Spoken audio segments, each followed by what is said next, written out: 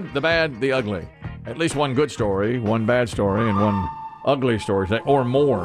Here's a good one. A postcard that was lost in the mail 72 years ago arrived to an Illinois post office, and officials were able to track down the still living sender of the postcard.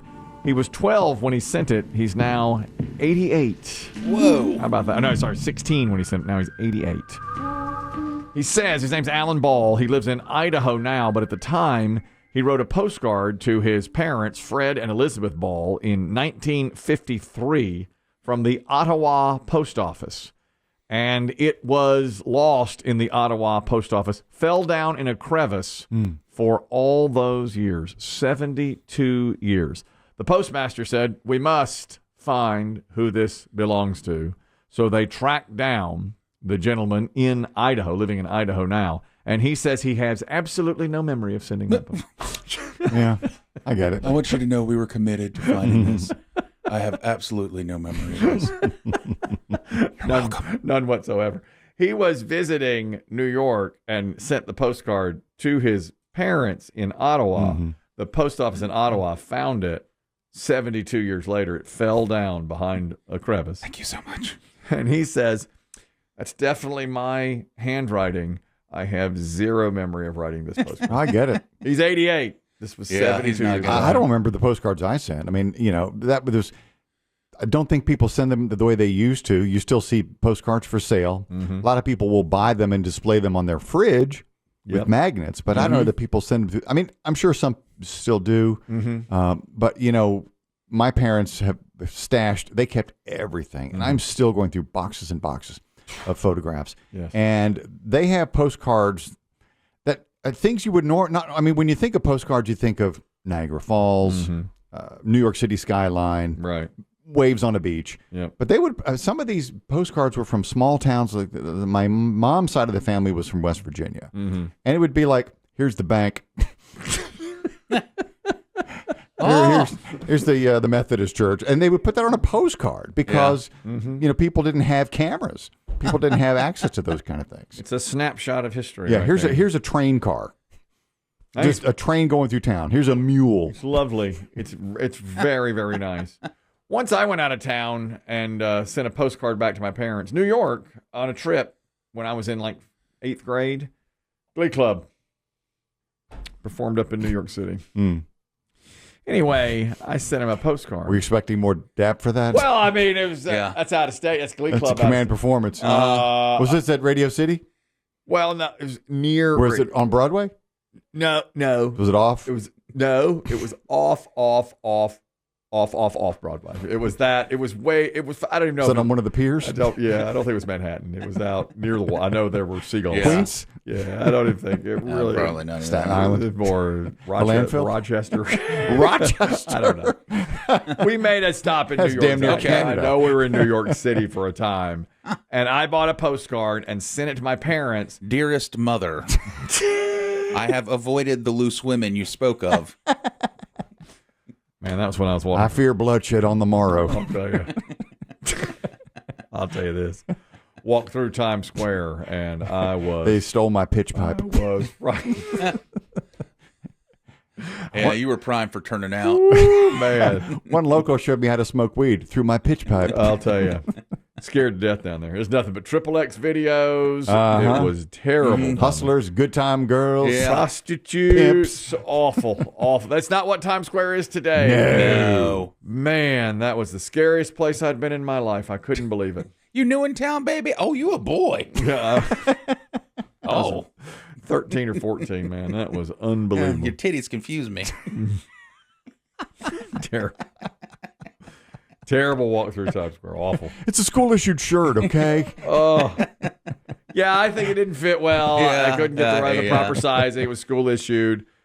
The point is, I sent my parents a postcard. Yes, a picture postcard, we used to call them. And I beat it home. I got home, and 4 days later, the postcard arrived. And I thought, well, there it is. And I could have just brought it to them, And they were like, well, it's the thought that counts. I think I've told you this, too. Between junior and senior year of high school, I had saved up some money because I was working, and I was going to either buy a car or take a trip to Europe, which kind of popped up. Our French teacher said, "Hey, we're going to Europe for 3 weeks," and I said, "No brainer, Right, do it. So 1 week England, 2 weeks France. Fantastic. Changed my life. Yes. And so that's what I used the money for. And so we were gone 3 weeks, and I was, we're all 17 years old at that point, and some of them were 16. And everybody else on the trip would send postcards every single day. Some of them would call long distance from phone booths on the streets of London. Wow. The streets of Paris. I never sent a single You didn't do anything. You just stayed on I got home, and one of my parents said, postcard would have been nice. Yeah, right. Just a no. Because that's how they communicated with their family when they traveled. Would have liked to have How about a postcard? a little something. Nothing? You didn't call or anything. You just gone. No. 3 weeks, just No, gone. I was enjoying life. Yeah. Now, of course, it's completely different. You can text and all that stuff all the time. But it's not the same as getting a postcard from. Oh, I agree. No, with not at all. with your handwriting on Oh, it. totally. Yeah, now. But to keep up with you, just to know where you are. Yeah. Now I keep up with them all the time, no matter where they are. Good story here. High school football game in Alabama. A referee named Lou Murphy is being hailed as a hero. He saved a fellow official's life. That guy's name is Joey Shelnut. He collapsed on the field while spotting the ball. He ran out with the ball to spot it. It was first game of the season. He went down with a cardiac event. Lou Murphy performed CPR. He resuscitated Shelnut twice, lost his pulse twice. This is the victim, not the hero, and he's now recovered after 10 days in the hospital. I remember spotting the ball, and I came up, and I thought that I may have came up too fast. I felt a little woozy, lightheaded for 3 to 4 seconds, but it went away. And then after that, I don't remember anything. They say I collapsed on the field, and they said I had died twice. And his fellow referee knew CPR and did it. Thank goodness he knew it, He's not required or anything. By the way, the hero, his real job, his full-time job is working as a clerk at Walmart. He does high school football on the side to earn a little extra money. His bosses at Walmart say they're hoping to do something for him for his heroic act, but they hadn't figured anything out yet. What a commitment. That's Walmart for you. Yeah. They want to do a little something, Can you take anything you want from Home and Garden or sporting goods? Feel like something. Don't you think? Yeah. Give him a little something there. Well, impressive. I hate to bring it up, but not far from where we're sitting, right across the table from Chris Kelly, is your CPR kit. Yes. How confident would you feel? You took the training 3 years ago, too? Yeah. I think it was 3 years ago. Yeah, it's was been a 3. while now. And it was company wide, which was nice. Yeah, I wanted to make sure I did it because, we're around high-risk individuals sometimes. Who? Well, nobody wants to name names. Yeah. I didn't want to say. But unfortunately, the longer you're away from something, the less I remember it. Let's update your health. No, you're blowing on the wrong end. Let's. My God, what are you doing to them? When you're away from it, you don't remember. Biggie has worked now 19 days in a row without an incident. And tomorrow's going to be a big day. You can be up to 20 days in a row if you make it that far. I don't want to curse it because it's also will have accomplished a goal. August? The entire month of of August. Clean month. And you get a little 3-day weekend coming up, too. That's 19 consecutive days. That's brought to you by AmericanLeakDetection.com. American Leak Detection will find a leak and fix it fast around your home. We were worried it was touch and go on Tuesday of this week. He had to drag his dead leg in here. But Monday or Tuesday. We got an emergency text. Yes. And that's not a good sign. But he made it. He's in here, and that's 19 days in a row. Rockies lost last night. They're still stuck at 39 wins. Yeah. So Biggie is his longest streak this year is 33. We're hoping it beats the Rockies win total. An update and a bad story. You won't remember the name, but you'll remember what he did. We covered it. Ryan Borgwart from Wisconsin. He's 45. He's been sentenced now after last summer faking his own death, using a bicycle to ride his bike to the airport and sneak off with a mistress he had in Uzbekistan. Do you remember that? Didn't he kayak across the lake and flip a kayak over? Flipped his kayak. Then rode a bike all night and hopped on a train. That's right. He staged a kayaking accident, ditched the boat, rode 70 miles on an e-bike, went through Detroit, Toronto, Paris, and then Asia to cover his tracks, and wound up in the country of Georgia, where he met his Uzbekistanian mistress and wound up having an affair with her for many days before his wife and the authorities figured out what happened. But he voluntarily came home, correct? He did. He had taken... I don't think we extradite to Uzbekistan. No. He took out a $375,000 life insurance policy, got a new passport, and reversed his new vasectomy because he wanted to start a completely new family in Uzbekistan. Do you think he got catfished? Like when he got to Uzbekistan, because we've seen these stories many, many times, that the picture you think, the person you think you're talking to looks like this. Yes. But now I feel like the catfish doesn't happen as much now because you can FaceTime. Oh, yeah, but if people are persuasive, like, if you're in Uzbekistan, you can say, we don't have the technology. Right. Oh, yeah. Yeah, but I can only email you. I'd be real suspicious then. There was a guy today on the news. He's an actor on General Hospital. And that's my story. That's your story. And somebody had faked him on AI. I mean, it's completely fake, and made videos of him. I mean, it looked real enough. Like trying to swindle people? And he messaged and FaceTimed an older woman who wound up giving the fake $80,000. $80,000. And he was really, really upset. He's like, and he put a video out now saying, believe me, promise, I will never ask for money if it's a video from me. It's not actually me. And they were asking the experts, they said, well, how long would it take somebody to make a video of someone they'd never met like this to be convincing enough that someone might give money? And they said 15 minutes. It's all it needs to clone your voice, especially an actor or somebody who's on TV every day. Exactly. So to clone your voice and create an image that moves, it takes 15 minutes. So the reporter said, here's where I had an issue. The reporter said, so no effort at all. And the expert said, no effort at all. And I turned to Christine and I said, no, wait a minute now. That's glib. It's 15 minutes. It's 15 minutes of effort, okay? Yeah. I know. Anybody on this floor do it in 15 minutes? No. But maybe. I mean, maybe one of the guys in the basement. Yeah, maybe. Yeah.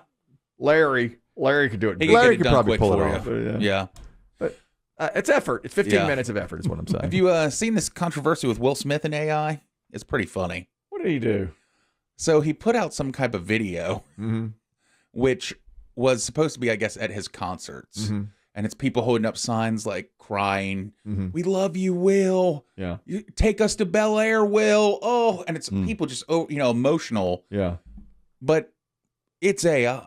It's not even real. It's clearly real. At one point, somebody's frozen it. The faces start to melt. Oh, no. And it's so cheesy and so over the top that people are like, this is not real. Are you saying Will Smith is responsible for this, or he just... Somebody with him put this out, though. Like, he put it out. Like, this was... Oh, really? Yeah. So they're like, Will Smith is accused of using fake AI crowds because the whole thing is nobody knew this. He put out an album this year. Yeah. Totally flopped. Yeah. I mean, didn't do anything. That I recall. And in fact, he's tried to have, like, concerts that nobody's attending. He's persona non grata since the slap.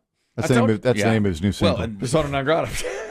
And the music is not good. I told you he would be. I told you. Nobody's given him the time of the day since he slapped Chris Rock. It was completely uncalled for. He looks like the bad guy, and I haven't seen hide nor hair of him since. Except for he's out with this music that doesn't do anything. No, it's not doing anything. So then they put out this AI video, and people immediately were like, bro, this is fake. It's fake. Oh, bro. Yeah. It makes it even even the look. signs are so over the top and cheesy. It's a worse and look. crying. Nobody's crying when they see Will Smith perform music. No. No kidding. By the way, back to this guy in Wisconsin. His case has now been adjudicated. When they caught him, they charged him with obstruction. He did come home voluntarily to try to mend fences with his wife of 22 years. Hey. Awkward. I got you a postcard in Uzbekistan. You know what, honey? I think you'd really like it.